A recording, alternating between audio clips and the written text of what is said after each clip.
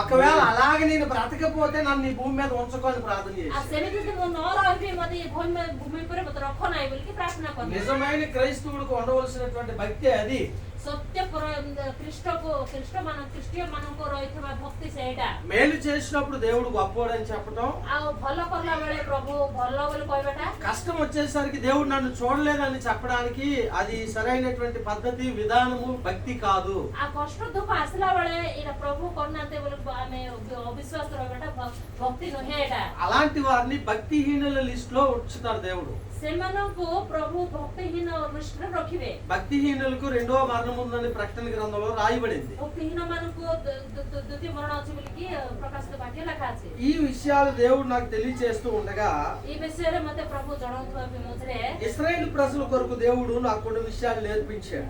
ఇశ్రాయేల్ ଲୋକମାନଙ୍କୁ କହିବା ପାଇଁ ମୋତେ କିଛି ପ୍ରଭు ଜଣାଇଲେ। ఇశ్రాయేలు ప్రజలు ఇశ్రాయేల్ ଲୋକମାନେ ఐగుప్తులో బానిసలుగా ఉంటూ ఉన్నప్పుడు, ఐగుప్తు దేశంలో బానిసలుగా బ్రతుకుతూ ఉన్నప్పుడు మిస్ర్ దేశରେ బలహీనతରେ ଯେତେବେଳେ ରହୁଥିଲେ ସେମାନେ వాళ్ళు అనేకమైన శ్రమలు అనుభవించారు, ଅନେକ କଷ୍ଟ ଦୁଃଖ ସେମାନେ ପାଉଥିଲେ। ସେ ମଧ୍ୟରେ అనేకమైన ఇబ్బందులు అనుభవించారు। ସେ ଭିତରେ ଅନେକ ବାଧା ବିଘ୍ନ ବି ପାଉଥିଲେ। ఒక చరిత్రలో నేను చదువుతూ ఉన్నప్పుడు చరిత్ରରେ ମୁଁ ପଢୁଥିଲା ବେଳେ గర్భిణీ స్త్రీ కూడా, గర్భిణీ స్త్రీ ବି నిండి శూలాలతో ఉంటున్న ఆమె కూడా ఇటుకలు చేయడానికి ఆ మన్ను కుమ్మితే గాని ఫరో రాజు ఒప్పుకునేవాడు కాదు। ସେ ଗର୍భిଣୀ ସ୍ତ୍ରୀ 9 ମାସ ପର୍ଯ୍ୟନ୍ତ ଥିଲେ ମଧ୍ୟ ସେ କଷ୍ଟ, ସେ ଇଟା ନ ଟେକିଲେ ମଧ୍ୟ କାମ ନ କଲା ପର୍ଯ୍ୟନ୍ତ ସେ ଫାରୋ ରାଜା ఒప్పునొଥିଲେ। ఆ గర్భంలో ఉంటున్నటువంటి పిండము రక్తముగా మారిపోయి కారిపోయినా తన పని తను చేస్తేనే గాని ఆ దినాల్లో వారికి భోజనం ఉండేది కాదు। ତାଙ୍କେ ଏତେ କଷ୍ଟ କରୁଥିଲେ ଯେ ସେ ଗର୍ଭ ପିଣ୍ଡ ଯଦି ରକ୍ତର ବୁଡି ଗଲେ ମଧ୍ୟ ସେ ରକ୍ତହୀନ ହେଲେ ମଧ୍ୟ ତାଙ୍କେ ଛାଡୁ ନଥିଲେ, ସେଠି କାମ କରିବା ପାଇଁ ଦଉଥିଲେ। అంత భయంకరమైనటువంటి శ్రమల్లో నుండి దేవునికి ప్రార్థన చేశారు। ସେତେ କଷ୍ଟ ବିଘ୍ନରେ ସେମାନେ ପ୍ରାର୍ଥନା କରୁଥିଲେ। ఆ ప్రార్థన దేవుడు ఆలకించి ସେଇ ପ୍ରାର୍ଥନା ପ୍ରଭୁ ଶୁଣିଲେ। మోషేతో దేవుడు మాట్లాడడం మొదలు పెట్టాడు। ମୋସେସ୍ ସାଙ୍ଗରେ ପ୍ରଭୁ କଥା କହିବାର ଆରମ୍ଭ କଲେ।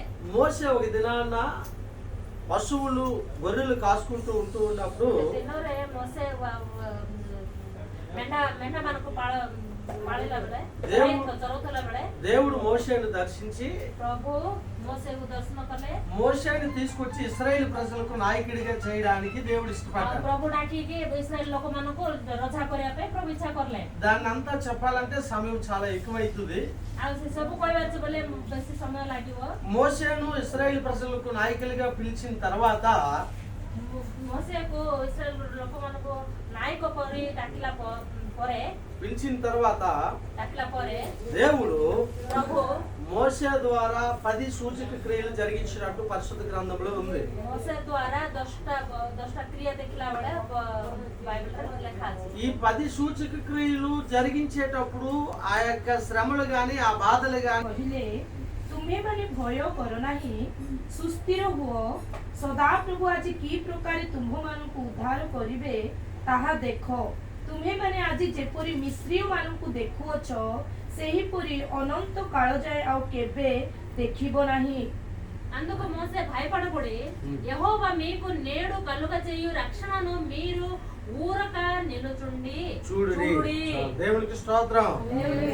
ఇశ్రాయేలు ప్రజలతో దేవుడు చెప్తున్న మాట ఏంటంటే, ఇశ్రాయేల్ ଲୋକମାନଙ୍କୁ ప్రభు କହିବା କଥା କଣ ବୋଲେ, ముందు ఎర్ర సముద్రం ఉందని దాన్ని చూసి భయపడద్దు, ଆଗରେ ସମୁଦ୍ର ଅଛି ବୋଲି ତମେ ଡର ନାହିଁ, వెనకాల శత్రువు ఉన్నాడని కూడా భయపడకొద్దు, ఆ ପଛରେ ଶତ୍ରୁ ଅଛନ୍ତି ବୋଲି ଭୟ କର ନାହିଁ। మీరు ఊరికే నిల్చుండి చూడండి, ଆଉ ତମେ ଖାଲି ତୁନି ପରି ରୁହନ୍ତୁ, నేను మీకు రక్షకుడిగా ఉన్నానని దేవుడు ମୁଁ చెప్తున్నాడు। ତମ ସହିତ ରକ୍ଷା କରିବି। ఐ యామ్ ఏ సేవియర్, నేను మిమ్మల్ని రక్షించేవాడును, ମୁଁ ରକ୍ଷା କରିବ ପରମେଶ୍ୱର, ମୁଁ ତମ ସାଙ୍ଗରେ ଅଛି। నేను మీ స్థితిగతులను మార్చేవాడును, ମୋ ପରିସ୍ଥିତିକୁ ଚେଞ୍ଜ କରିବ ପରମେଶ୍ୱର, నేను మీ మరణము నుంచి విడిపించేవాడును। ମరణଠାରୁ ଉଦ୍ଧାର କରିବ ପରମେଶ୍ୱର। మీరు ఐగుప్తులతో ఉంటున్నప్పుడు మీ మీదకి ఏ హాని కలగకుండా తప్పించగలిగిన దేవుడిని అనే సంగతి మీకు తెలియదా? మిస్ర దేశରେ ଥିଲା ବେଳେ ମୁଁ ତମକୁ ଉଦ୍ଧାର କରିବ ପରମେଶ୍ୱର, ତମେ ଜାଣିନ କି? యెహోవాకు అసాధ్యమైంది ఏదైనా ఉందా? ప్రభువుకు అసాధ్యଟା କିଛି ଅଛି କି? మీరు జస్ట్ నిలవబడి మాత్రము చూడండి అని దేవుడు మాట్లాడాడు। ତମେ ସେମିତି ତୁନିପୁଡ଼ି ରୁହନ୍ତୁ ବୋଲି କହିଲେ, కానీ వాళ్ళు భయపడిపోతూ ఉన్నారు।